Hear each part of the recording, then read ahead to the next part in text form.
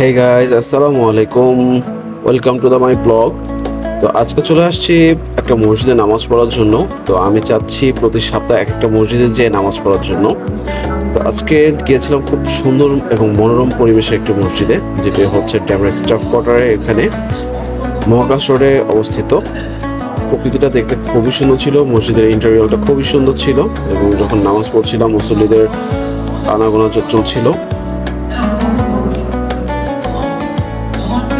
মূলত আমি এবং জিসান দুজন মিলে গিয়েছিলাম নামাজে এবং আমরা নামাজ শুরু হওয়ার বেশ খানিক আগে গিয়েছিলাম। মসজিদটির নাম হচ্ছে বাইতুল আমান জামে মসজিদ।